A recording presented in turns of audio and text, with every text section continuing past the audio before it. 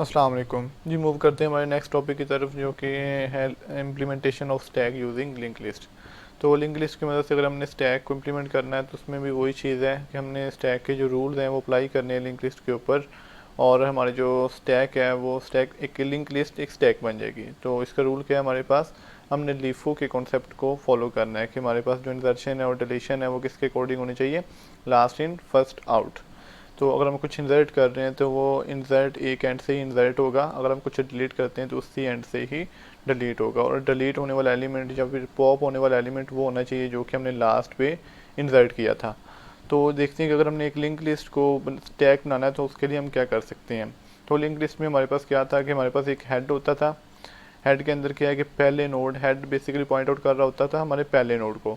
और पहले नोड फिर नोड जो होता है, नोड का एक नेक्स्ट पार्ट होता है, एक डेटा पार्ट होता है, तो उसका जो नेक्स्ट पार्ट होता है वो पॉइंट आउट कर रहा होता है नेक्स्ट नोड को। इसी तरह से इस नोड का जो नेक्स्ट पार्ट है वो पॉइंट आउट कर रहा है अगले नोड को। तो मैंने इसके जो एड्रेसेस हैं वो मैं रिप्रेजेंट कर रहा हूँ आई, जे और के से। तो आप ये सपोज हम कर रहे हैं, बेसिकली ऐसा होता नहीं है। तो हम कह रहे हैं कि ये इसके एड्रेसेस हैं। तो ये मैंने उसके नेक्स्ट पार्ट के अंदर इसका एड्रेस रखा हुआ है। तो उसके बाद हमारे पास जो इसके नेक्स्ट के अंदर नल है, तो इसका मतलब यहाँ पे हमारी लिस्ट एंड हो रही है। तो इसके बाद हमारे पास कोई नोड कनेक्टेड नहीं है। तो अगर इसको देखें, अगर हमने स्टैक के अंदर इसको रिप्रेजेंट करना तो हम क्या करेंगे, हमारे पास जो हेड है जो कि बेसिकली पॉइंट आउट कर रहा है पहले नोड को, इसको हम टॉप कह देंगे। तो इसको अगर हम टॉप बना दें, टॉप, और टॉप को अगर हम इनिशियलाइज़ करें नल से, फर्स्टली जो इनिशियलाइजेशन होगी वो नल से इनिशियलाइज होगा हमारा टॉप। ठीक है। तो उसके बाद अगर हमने कुछ इंसर्शन करनी है, अगर हमने कोई नोड इंसर्ट करना है तो फर्स्ट ऑफ ऑल हम एक नोड बनाएंगे। उस नोड बनाने के बाद उसके अंदर डेटा पार्ट के अंदर उसका डेटा स्टोर करने के बाद उसको हम कनेक्ट कर देंगे हमारे टॉप के साथ। ठीक है। तो फर्स्ट ऑफ ऑल हम टॉप को अपडेट करेंगे, टॉप इसको पॉइंट आउट करने लग जाएगा, बेसिकली टॉप इसके साथ कनेक्ट हो जाएगा। इसके अंदर हम उस नोड का एड्रेस रख देंगे। तो टॉप अब इसके बजाय इसको पॉइंट आउट करेगा और इसके डेटा पार्ट के अंदर कुछ न कुछ डेटा होगा। अगर हमने कुछ और नोड इंसर्ट करना है तो वो किस तरह से होगा, हम एक नोड और इसके अंदर बनाएंगे। उसको कनेक्ट करने के लिए फ़र्स्ट ऑफ ऑल ये करेंगे कि हम उसको टॉप को इसके को रख देंगे। लेकिन टॉप को इस नोड के को रखने से पहले हम ऊपर वाले नोड को कनेक्ट कर देंगे उसके नेक्स्ट पार्ट के अंदर इस हमारे जो प्रीवियस नोड था उसका एड्रेस रख देंगे, ताकि हमारा जो न्यू नोड है वो कनेक्ट हो जाए हमारे प्रीवियस नोड के साथ। और उसके बाद हम टॉप को अपडेट कर देंगे हमारा जो न्यूली नोड जो इंसर्ट हुआ है। तो अब हमारा जो टॉप है वो इसको पॉइंट आउट करने लग जाएगा। तो इसी तरह से अगर हमने किसी और नोड को इंसर्ट करना है तो उसके लिए भी यही सीन है कि हम पहले एक और नोड इंसर्ट करेंगे, उसके नेक्स्ट पार्ट के अंदर हमारा जो प्रीवियस नोड है उसका एड्रेस रख देंगे। तो ये पीछे कनेक्ट हो जाएगा और उसके बाद हम टॉप को अपडेट कर देंगे इसके साथ। तो अब टॉप हमारा जो है वो इसको पॉइंट आउट करने लग जाएगा। इसी तरह से अगर हमने नोड को डिलीशन स्टार्ट करनी है तो हमने जब टॉप मोस्ट हमारा जो नोड है उसको फर्स्ट में डिलीट करेंगे जो कि हमने लास्ट पे इंसर्ट किया था।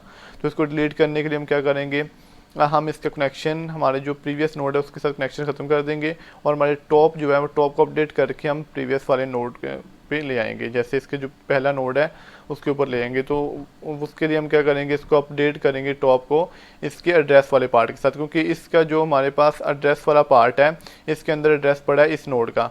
तो हम इसको अगर इक्वल टू कर दें हमारे टॉप के तो टॉप इसको पॉइंट आउट करने लग जाएगा।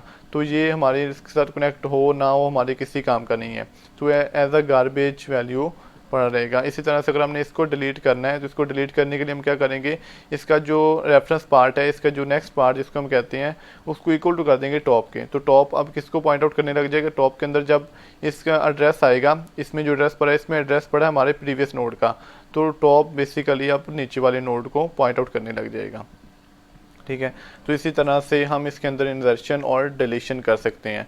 और अगर हमने इसमें इस एम्प्टी का फंक्शन को चेक करना तो हम टॉप को चेक करेंगे नल के साथ। अगर वो नल रहता है तो इसका मतलब हमारी जो स्टैक है वो एम्प्टी होगी। तो कुछ इस तरह से वर्किंग होती है इसकी लिंक लिस्ट के साथ। तो मेन चीज़ कोड होता है, हमें कि हम कोड में किस तरह से इम्प्लीमेंट कर सकते हैं। ये चीज़ मैं बार बार रिपीट कर रहा हूँ क्योंकि अक्सर मैंने देखा है कि हर स्टूडेंट को ये चीज़ आती होती है कि एक्चुअल में लॉजिकली किस तरह से वर्किंग हो रही है, लेकिन उसको कोड में इम्प्लीमेंट करना नहीं आता। तो मैं इसीलिए अपना जो मेन फोकस है वो कोड पे रखता हूँ ताकि आपको कोड में चीज़ों को इम्प्लीमेंट करना आ जाए। तो उसके लिए भी इसी के भी दोनों मेथड्स हैं हमारे पास कि या तो ये कि हम इसको क्लास बना के क्लास के अंदर सारा का सारा जो काम है वो कर सकते हैं, या फिर इसके अलग अलग फंक्शन बना सकते हैं। तो वो डिपेंड करता है आप पे कि कौन सा मेथड चूज़ करते हैं। तो मैं इसकी एक क्लास बनाऊंगा, उसका नेम स्टैक रखूंगा कि जितनी भी वर्किंग है वो स्टैक क्लास के अंदर होगी। तो ये हमने इसलिए बनाया है क्योंकि हमने एक नोड बनाना है। बेसिकली हमारे पास जो प्री डिफाइंड डेटा टाइप्स हैं जैसे इंट या फिर फ्लोट है, तो उसमें हमें जस्ट एक सेल मिलता है जिसके अंदर हम सिर्फ एक ही टाइप का डेटा स्टोर कर सकते हैं। अगर हम चाहते हैं कि हम मल्टी टाइप्स का डेटा स्टोर कर सकें किसी एक ही ऑब्जेक्ट के अंदर, तो उसके लिए हम क्लासेस का यूज़ करते हैं। तो क्लासेस के अंदर हम अपनी मर्ज़ी से जितनी टाइप्स का हमें डेटा चाहिए उतनी टाइप्स का डेटा उसके अंदर एट्रीब्यूट्स को डिफाइन कर देते हैं। तो जब इसका ऑब्जेक्ट बनेगा तो हमें दो स्पेसेस मिलेंगे जिसके अंदर हम एक के अंदर डेटा स्टोर कर सकते हैं और दूसरी स्पेस के अंदर हम रेफरेंस, जो कि हमने इधर कहा है कि पॉइंटर, उसके अंदर एड्रेस स्टोर कर सकते हैं। तो अब हमारे पास जब हम इसका ऑब्जेक्ट बनाएंगे तो हमें ये दोनों चीज़ें मिलेंगी। तो उसी को हमने एक दूसरे के साथ लिंक करते जाना है और हमारी वो लिंक लिस्ट क्रिएट होती जाएगी। तो स्टैक के अंदर हमें जो एट्रीब्यूट चाहिए वो है हमारे पास टॉप, जो कि पहले हम हेड कहते थे, लेकिन अब जो क्योंकि हम स्टैक को इम्प्लीमेंट कर रहे हैं तो इसको हम टॉप कहेंगे। तो टॉप इसकी जो टाइप है वो टाइप रहेगी हमारे पास नोड की, क्योंकि इसके अंदर जो एड्रेस स्टोर होना है वो नोड टाइप का ही एड्रेस स्टोर होगा। तो इसलिए इसकी जो डेटा टाइप है वो हम नोड रखेंगे। तो मैं नोड टाइप का एक टॉप डिक्लेयर करूँगा, तो इसकी टाइप नोड, तो ये भी एक पॉइंटर होगा, इसको मैं टॉप कह देता हूँ। और टॉप को इनिशियलाइज़ करने के लिए हम क्या करते हैं कि हम एक कंस्ट्रक्टर फंक्शन बनाएंगे स्टैक, और उस कंस्ट्रक्टर फंक्शन के अंदर हम टॉप को इनिशियलाइज़ करेंगे नल से, और हमारा जो नल है वो कैपिटल में होना चाहिए। नेक्स्ट हमारे पास जो फंक्शन है वो आता है पुश का, पुश, और इसकी जो रिटर्न टाइप वॉइड है। पुश के अंदर हमने एक कोई ना कोई पैरामीटर पास करना है। जैसे मैंने आपको बताया था लास्ट वीडियो के अंदर कि आप पैरामीटर पास कर सकते हैं, या फिर अगर आप यूज़र से वैल्यू लेना चाहते हैं फंक्शन के अंदर तो आप वो भी कर सकते हैं। तो मैं इधर एक पैरामीटर पास करता हूँ एन नेम से, जो हमने नंबर अपने डेटा पार्ट के अंदर स्टोर करना है। तो अब हमने क्या करना है, हमने एक नोड बनाना है और उस नोड को इंसर्ट करना है। ठीक है, उस नोड को कनेक्ट करना है या फिर इंसर्ट करना है स्टार्ट पे। तो मैं ये लिखूँगा, मैं पहले एक नोड बनाऊँगा। तो नोड हमें बनाने के लिए क्या करना पड़ता है, हम नोड टाइप का एक रेफरेंस वेरिएबल लेंगे जैसे कि एन पॉइंटर और न्यू नोड। तो इस तरह से हम डायनामिक मेमोरी एलोकेशन करेंगे हमारे एक नोड के लिए। तो एक नोड बनेगा और नोड का जो एड्रेस है वो हमारे एन वेरिएबल के अंदर, हमारे जो एन पॉइंटर है सॉरी, इसके अंदर स्टोर हो जाएगी। तो इसी के ज़रिए हम एक्सेस कर सकते हैं इसके डेटा पार्ट को और फिर नेक्स्ट पार्ट को। तो फर्स्ट ऑफ ऑल इसका जो डेटा पार्ट है उसके अंदर हम वो वैल्यू रख देंगे जो कि हम पास कर रहे हैं। तो मैं यहाँ पे कहूँगा एन, इसका जो डेटा पार्ट है उसको एक्सेस करके उसके इक्वल टू रखूँगा एन के, कि एन हम जो इंटर करेंगे वैल्यू वो उसके डेटा पार्ट के अंदर स्टोर हो जाए। अब हमने क्या करना है, इसको कनेक्ट करना है टॉप के साथ। आई मीन कि अगर हमारी जो बकिया लिस्ट है हमारे पास पीछे जो नोड्स हैं अगर, तो ये उसके साथ कनेक्ट हो जाए। अगर नोड्स नहीं हैं तो हमारे टॉप के अंदर जो नल पड़ा है वो इसके नेक्स्ट पार्ट के अंदर स्टोर हो जाए। तो उसके लिए हमें क्या करना पड़ेगा, हम लिखेंगे यहाँ पे कि हमारा जो नेक्स्ट पार्ट है एन डॉट, इसका जो नेक्स्ट पार्ट है उसके अंदर वैल्यू रख दो टॉप की, क्योंकि टॉप के अंदर अगर तो हमारी जो लिस्ट एम्प्टी होती है तो टॉप के अंदर नल पड़ा होगा, तो इसके नेक्स्ट पार्ट के अंदर नल स्टोर हो जाएगा। अदरवाइज़ क्या है कि टॉप के अंदर किसी न किसी पॉइंटर का, किसी न किसी नोड का एड्रेस पड़ा होगा, तो वो एड्रेस किसके अंदर स्टोर हो जाएगा, इसके नेक्स्ट पार्ट के अंदर, ताकि ये पीछे वाले नोड के साथ कनेक्ट हो सके। उसके बाद हम करेंगे टॉप को इक्वल टू रख देंगे टॉप इक्वल टू एन, जाके टॉप, अब हमारा जो न्यूली हमने नोड बनाया है जो कि इंसर्ट किया है तो टॉप उसको पॉइंट आउट करने लग जाएगा। तो इस पुश फंक्शन के अंदर सिर्फ इतना कोड ही आएगा। नेक्स्ट हमारे पास जो फंक्शन है वो है हमारे पास पॉप का। तो पॉप के लिए मैंने बताया था आपको कि हम जो वैल्यू डिलीट कर रहे हैं उसको हमने रिटर्न भी करना होता है। तो रिटर्न करने के लिए हम रिटर्न टाइप देनी पड़ेगी। अगर ये फंक्शन कुछ रिटर्न करेगा तो इसमें कुछ पास करने की ज़रूरत नहीं है। तो इसके अंदर हम क्या करेंगे कि हम एक पॉइंटर लेंगे जिसके अंदर टेम्परेरी तौर पे टॉप के अंदर जो एड्रेस पड़ा है उसको स्टोर कर सकें। तो मैं पॉइंटर जो है वो नोड टाइप का लूँगा, तो उसका नेम मैं करंट रख लेता हूँ, ठीक है, और उसको इनिशियलाइज़ कर देता हूँ टॉप के, मतलब टॉप के अंदर जो एड्रेस पड़ा है वो एक दफ़ा टेम्परेरी तौर पे इसके अंदर स्टोर हो जाए। वो मैं बताता हूँ ये किस लिए मैं स्टोर कर रहा हूँ। और इसके अलावा हमें एक टेम्परेरी वेरिएबल चाहिए जिसके अंदर हम वो डेटा जो है वो स्टोर कर सकें जिसको हमने रिटर्न करना है। तो वो डेटा हमारे पास इंट टाइप का है। तो कि हमने डेटा की टाइप इंट रखी है इसके अंदर, तो इसलिए हमें इंट टाइप का एक वेरिएबल यहाँ पे लेंगे जिसके अंदर टेम्परेरी तौर पे डेटा स्टोर करेंगे।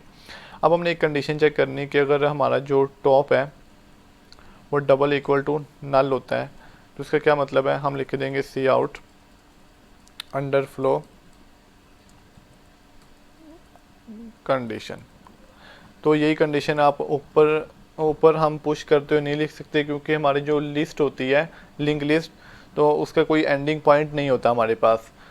तो ये उस लिस्ट के, क्योंकि हमारी एरे जो होती है उसका एक साइज़ फिक्स होता है, अगर हम एक साइज़ डिफाइन कर सकते हैं तो डिफाइन कर देते हैं तो उसका हम इंक्रीज़ या डिक्रीज़ नहीं कर सकते। लेकिन लिंक लिस्ट में क्या होता है कि आपके पास कोई लिमिटेशन नहीं होती साइज़ की, आप जितने मर्जी चाहे नोड्स को इंसर्ट कर सकते हैं। तो इसलिए पुश के अंदर इस कंडीशन को लगाने की ज़रूरत नहीं है। तो यहाँ पे अंडरफ्लो कंडीशन आएगी, ओवरफ्लो वाला सीन नहीं है। हाँ, अगर आप कोई साइज़ डिफाइन कर देते हैं कि हमारी जो स्टैक है वो उसका साइज़ इतना रहना चाहिए, तो फिर आपको वो कंडीशन लगानी पड़ेगी साइज़ के अकॉर्डिंग, तो वो एक अलग मेथड है। तो एल्स में लिखता हूँ, एल्स पार्ट के अंदर मैं क्या करूँगा, पहले तो हमारा जो टेम्प है, टेम्प के अंदर हम डेटा स्टोर कर लेंगे करंट, क्योंकि करंट के अंदर वो डेटा स्टोर है जो कि टॉप के पास वैल्यू थी, मतलब टॉप के पास एक एड्रेस था, उससे हमारे टॉप मोस्ट नोड का वो हमने करंट के अंदर स्टोर करवा दिया। तो अब उसी के अकॉर्डिंग उसके डेटा पार्ट को एक्सेस करेंगे डेटा। तो अब ये डेटा किसके अंदर स्टोर हो जाएगा, टेम्प के अंदर। तो लाजमी नहीं इधर करंट, आप इसके बजाय आप टॉप भी लिख सकते हैं। अगर मैं टॉप लिख दूँ तो फिर भी वही चीज़ है, तो ये कोई मसला नहीं, क्योंकि दोनों के अंदर एक ही सेम एड्रेस है। तो अब हमने टॉप को अपडेट करना है। टॉप को अपडेट किसके साथ करना है कि हमारा जो प्रीवियस एलिमेंट है, प्रीवियस एलिमेंट के साथ, प्रीवियस नोड के साथ हमने इसको अपडेट कर। तो उसके लिए अपडेट करने के लिए हमें क्या करना पड़ेगा, जो हमारा करंट नोड है उसके नेक्स्ट पार्ट के अंदर हमारे प्रीवियस नोड का एड्रेस पड़ा होगा। तो हम टॉप को इक्वल टू कर देंगे टॉप डॉट नेक्स्ट। तो टॉप के अंदर कौन सी वैल्यू आ जाएगी, इसके जो नेक्स्ट पार्ट के अंदर हमारे पास वैल्यू पड़ी थी वो आ जाएगी। तो हमारा ये जो नोड होगा अब ये हमारे किसी काम का नहीं है, हमारा टॉप अब नेक्स्ट नोड को पॉइंट आउट करने लग जाएगा। तो उसके बाद अगर मेमोरी रिलीज़ करने के लिए हमने करंट को इसके इक्वल रखा था, क्योंकि करंट के अंदर तो वही वैल्यू, लेकिन टॉप इधर अपडेट हो चुका है। तो अब हम करंट को यूज़ करते हुए इसको डिलीट कर सकते हैं। तो मैं लिखूँगा डिलीट करंट। तो करंट को डिफाइन करने का बेसिकल मकसद ये था ताकि हम मेमोरी को रिलीज़ कर सकें। उसके बाद हम रिटर्न कर देंगे रिटर्न टेम्प, जो हमने वैल्यू स्टोर की थी टेम्प के अंदर। तो ये हमारा फंक्शन था पॉप का। इसी तरह से आप पी का फंक्शन बना सकते हैं, उसके अंदर ज़्यादा कुछ करने की ज़रूरत नहीं है, आपने सिंपल हमारा जो टॉप मोस्ट एलिमेंट है उसको रिटर्न करना है। तो वो आप खुद से बना लीजिएगा, क्योंकि मैं वीडियो को ज़्यादा लंबा नहीं करना चाहता। नेक्स्ट हमारे पास है डिस्प्ले का फंक्शन, कि अगर हम रिज़ल्ट जो हमारे आ रहे हैं उसको हम देख सकें। तो उसके लिए मैं बनाता हूँ वाइड डिस्प्ले। डिस्प्ले के अंदर कुछ पास करने की ज़रूरत नहीं है। तो डिस्प्ले के अंदर हमने करना क्या होगा कि हमारे ये जो लिंक लिस्ट होती है इसके जो एड्रेसेस होते हैं वो उसमें कोई सीक्वेंस नहीं होता। जैसे एरे के अंदर हमें पता होता है कि हम डायरेक्टली 0 से स्टार्ट करते हैं और उसके अंदर एक सीक्वेंस चल रहा होता है उसके एड्रेसेस के अंदर, कि 0 पहला इंडेक्स है, सेकंड इंडेक्स 2 1 होगा, फिर 2 होगा। तो उसके अंदर हमें पता है कि हम एक सीक्वेंस में जा रहे होते हैं। तो उसके अंदर हम कंडीशन ये लगाते हैं कि इस इंडेक्स तक आपने डिस्प्ले करवाना है। लेकिन अगर लिंक लिस्ट की बात करें तो उस पर नोड जो हमारे बनते हैं वो डायनामिक मेमोरी एलोकेशन होती है, रन टाइम पे मेमोरी एलोकेट होती है। तो हमें मेमोरी का नहीं पता होता कि किस जगह पे कौन सा नोड क्रिएट हुआ है। तो इसके लिए हम ट्रैवर्सिंग करते हैं, 1 बाय 1 एक नोड के पास जाते हैं और उसके डेटा पार्ट को डिस्प्ले करवाते जाते हैं और फिर हम आगे मूव कर जाते हैं। आगे मूव करने के लिए हम उस करंट नोड के नेक्स्ट पार्ट का यूज़ करते हैं। नेक्स्ट पार्ट के अंदर आगे वाले नोड का एड्रेस पड़ा होता है, उसके ज़रिए हम आगे मूव कर जाते हैं। तो ट्रैवर्सिंग के लिए हमें एक टेम्परेरी हमारे पास जो पॉइंटर है उसकी ज़रूरत पड़ेगी, और पॉइंटर की जो टाइप है वो नोड रखेंगे। तो उसका नेम मैं करंट रख लेता हूँ और इसको इनिशियलाइज़ कर देता हूँ टॉप से, क्योंकि टॉप हमारा जो है वो पॉइंट आउट कर रहा होता है हमारे टॉप मोस्ट नोड को। तो मैं टॉप से इसको इनिशियलाइज़ करूँगा, फिर मैं एक वाइल कंडीशन लगा दूँगा। वाइल के अंदर मैं लिखूँगा कि जब तक हमारा करंट जो है वो नॉट इक्वल टू नल रहता है, कि जब तक ये नॉट इक्वल टू नल है तब तक हमारी ये लूप चलती रहे। और लूप के अंदर हम करेंगे क्या, हम लिखेंगे इधर सी आउट करंट डॉट इसका डेटा पार्ट, मतलब करंट अभी जिस नोड पे होगा उसका डेटा पार्ट को प्रिंट करवा देगा, और उसके बाद थोड़ी सी स्पेस देने के लिए हम ये यूज़ करेंगे। उसके बाद करंट को हम अपडेट कर देंगे। करंट एक जिस नोड पे होगा उसको डेटा पार्ट को डिस्प्ले करवाने के बाद आगे मूव कर जाएगा। तो आगे मूव करने के लिए हमें क्या करना पड़ेगा, करंट का जो नेक्स्ट पार्ट है, current is equal to current dot next part. तो ये अपने आप को अपडेट करता जाएगा तब तक जब तक इसके अंदर नल स्टोर नहीं हो जाता। तो आई होप आपको इस कोड की समझ आ गई होगी। ये सिंपल वही लिंक लिस्ट है जो हमने पहले डिस्कस कर चुके हैं, इसको उसी के जस्ट नेम चेंज किए फंक्शंस के, या फिर कुछ वेरिएबल्स के नेम चेंज किए हैं और हमारी वो एक स्टैक बन गई है। तो इसको हम देखते हैं मेन फंक्शन के अंदर कॉल करके स्टैक। इसका मैं ऑब्जेक्ट बना लेता हूँ ओबीजे डॉट पुश। तो पुश के अंदर मैं 7 इंटर करता हूँ, फिर ओबीजे डॉट पुश, इसके अंदर मैं 8 इंटर करता हूँ, फिर ओबीजे डॉट पुश और इसके अंदर मैं 9 इंटर करता हूँ। उसके बाद हम इसको डिस्प्ले करवा लेते हैं। डिस्प्ले का फंक्शन कॉल करने के बाद तो अब देखते हैं कि हमें ये क्या रिजल्ट शो कर। तो देखें जिस तरह से हमने 3 एलिमेंट इंसर्ट किए थे तो हमें ये शो करवा रहा है कि हमारे स्टैक के अंदर 3 एलिमेंट स्टोर हैं। तो अब वही चीज़ हम चेक करते हैं कि हमारे जो एलिमेंट डिलीट हो रहे हैं वो किस रूल के अकॉर्डिंग डिलीट हो रहे हैं। तो मैं इधर वही स्टेटमेंट लिखूँगा, displaying the stack after calling pop. तो इसके बाद हम एक एलिमेंट को पॉप कर देंगे। पॉप करने के बाद फिर से मैं डिस्प्ले को कॉल करूँगा। तो अब हमें क्या है कि वो रिज़ल्ट्स जो है वाज़ेह तौर पे शो हो जाएंगे कि किसके अकॉर्डिंग हमारे जो एलिमेंट्स हैं वो डिलीट हो रहे हैं। तो हमारे पास क्या है कि ये पहले हमारे पास एलिमेंट थे 3, 9, 8 और 7। लास्ट टाइम हमने 9 को डिलीट किया, 9 को इंसर्ट किया था। तो जब हमने पॉप का फंक्शन कॉल किया तो जो लास्ट टाइम हमने इंसर्ट किया था एलिमेंट, जो नंबर इंसर्ट किया था वो पहले डिलीट हुआ जब हमने डिलीशन स्टार्ट किया है। तो देख सकते हैं कि 9 पहले डिलीट हुआ, उसके बाद 8 और 7 हमारे पास बाकी बच गए हैं।